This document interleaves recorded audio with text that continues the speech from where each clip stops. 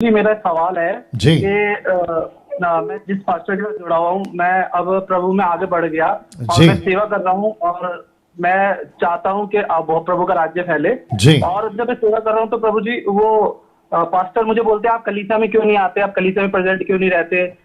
तो मैं बताता हूँ पास्टर जी, मेरे को जगह जाना होता है, सेवकाई करनी होती है, प्रभु का राज्य फैलाना है, तो जी मैं आ नहीं पाता हूँ। पास्टर जी थोड़ा मैं कहते नहीं नहीं, आपको कलीसिया में आना पड़ेगा। तो मेरा सवाल है पास्टर जी, मत्ती 28 के द्वारा लिखा है कि तुम जाओ और पूरी जाति को चेला बनाओ।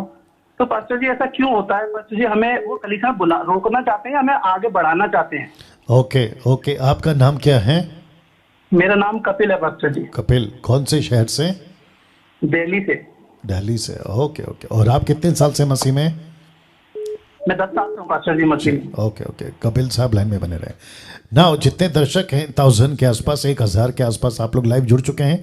बेहद खुशी है कि आप लोग लाइव आ चुके हैं। कपिल साहब जो दिल्ली से हैं, इनका प्रश्न यह है कि मैं सेविकाई के लिए जाता हूँ वचन सुनाने के लिए, तो मेरा जो पास्टर है, खैर उनका नाम हमने नहीं पूछा और नहीं पूछना चाहूँगा, जो भी उनका नाम होगा वो कहते हैं वो उनको रोकते हैं। तो ऐसा क्यों होता है? फिर उन्होंने कोट किया कि मत्ती 28 के 18 के मुताबिक हमें जाना है, वचन सुनाना है, चेला बनाना है, उनको बात सिखाना है। तो ये है, या फिर अटेंड करते रहना है। ओके, जो इनका लोकल पास्टर हैं वो ऐसा क्यों कर रहे हैं, अलग विषय है। ये वहाँ क्यों नहीं जा रहे हैं, ये अलग विषय।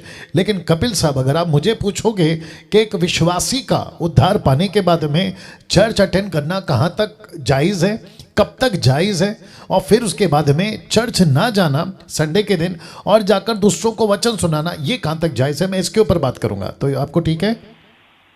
आपके लिए ठीक है?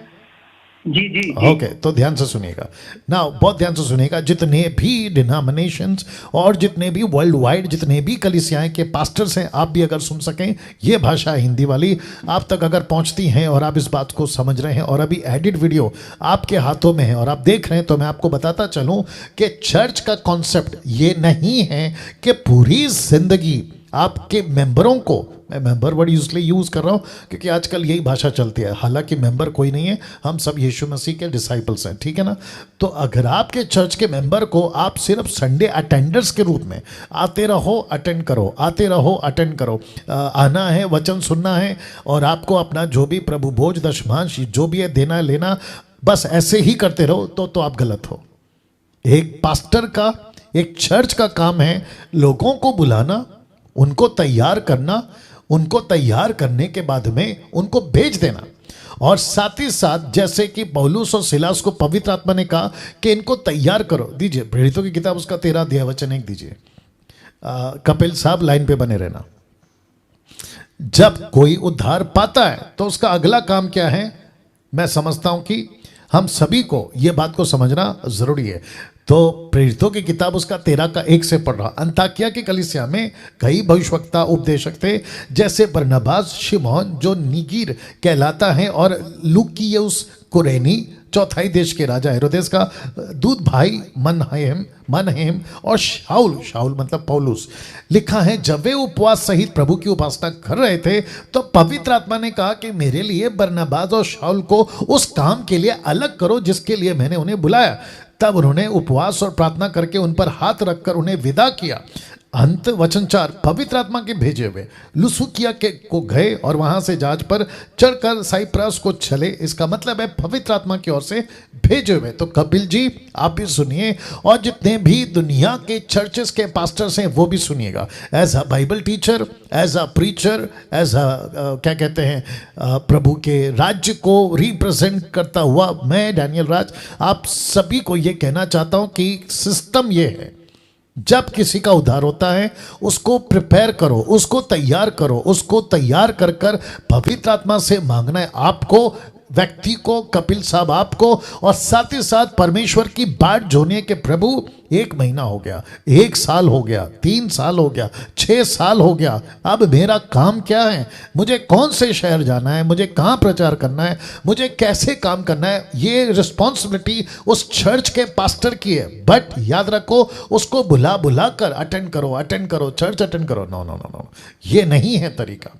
आपको चर्च अटेंडर्स नहीं चाहिए, आपको ऐसे लोग चाहिए जो सेंडर्स हैं, मैं हमेशा बोलता हूं। तो कपिल साहब ये कॉन्सेप्ट है। जी पास्टर जी।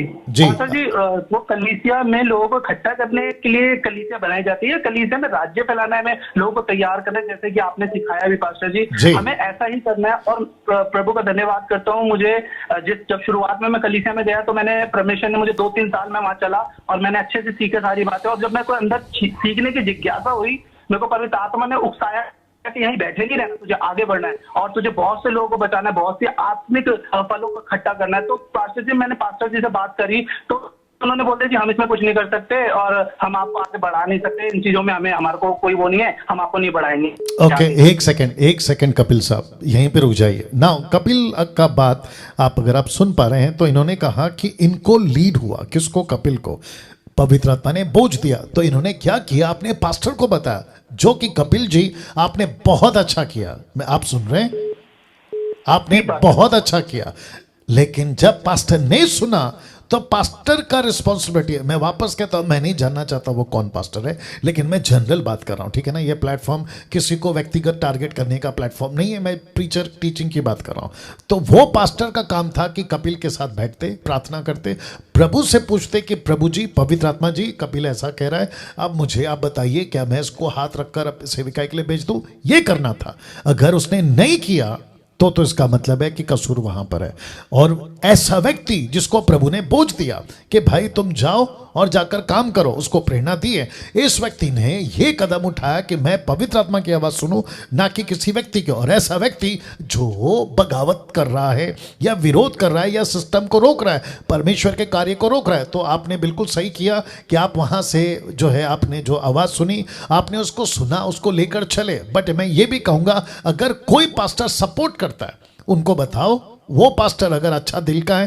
देखो, पास्टर का 2 दिल होता है, एक होता है भाई का दिल, एक होता है बाप का दिल। भाई से दिल का मतलब है, जब उड़ाऊ पुत्र लौट कर आया ना, तो बाप ने बड़े भाई से कहा, मतलब अब उसके बड़े भाई से, यानी कि अपने बड़े बेटे से कहा, तेरा छोटा भाई आया है। तो उसको जलन हो गई, उसका दिल है ना छोटा हो गया, उसको गुस्सा आ गया, अरे ये कैसे आ गया, अरे इसको क्यों ले लिया, अरे इसको क्यों माफ कर दिया। इसको कहते भाई का दिल। लेकिन उसी जगह पे बाप का दिल था। बाप ने क्या कहा? नहीं, ये लौट कर आया, इसको स्वीकार करो। नहीं, ये मर गया था, जी गया, इसको स्वीकार करो, इसको पहले से ज्यादा प्यार करो, पहले से ज्यादा इसको आशीषें दो। ये होता है बाप का दिल। तो चर्च में जो पास्टर होता है ना, अगर बाप का दिल है ना, तो वो पास्टर कभी नहीं रोकेगा। लेकिन अगर भाई का दिल है ना, तो फिर वो रुकावट बनेगा। तो आपको ये देखना है कपिल साहब, आपको पवित्र आत्मा कैसे लीड करता है, वैसे आपको चलना है, ठीक है?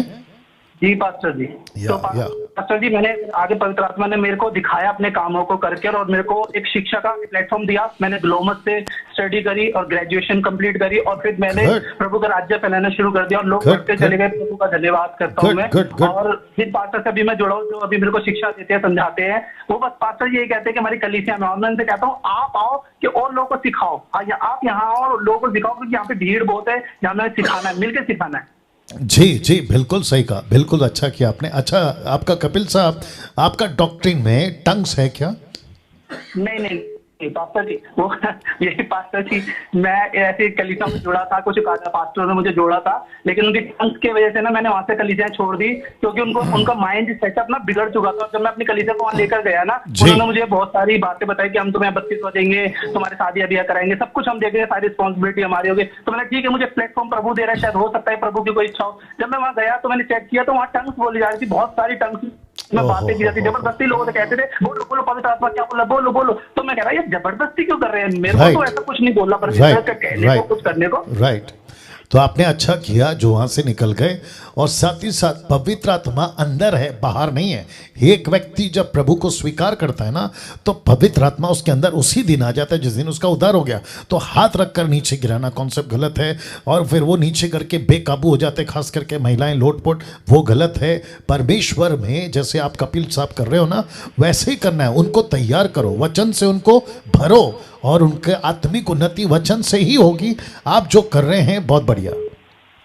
जी पास्टर, जब भी मैं किसी अपनी जो कलीसिया में जो लोग आते हैं, तो मैं उनके घर वो होम मीटिंग रखवाते हैं, तो मैं हमेशा उनसे कहता हूँ कि अपने आसपास के रिश्तेदारों को बुलाओ, उन्हें प्रभु के बारे में बताओ, उन्हें बताओ कि परमेश्वर कौन है। गुड, बहुत अच्छी बात है। और आपने मुझे कहाँ से मतलब ये जो प्रोग्राम तो खैर आप देख रहे हो, शायद इसने कॉल किया इसलिए आपने कॉल किया, लेकिन मसीह मंथन के बारे में आप कुछ जानते हैं कपिल साहब? जी जी जी बिल्कुल। ओके, तो आपने दिल्ली का ग्रुप ज्वाइन किया है?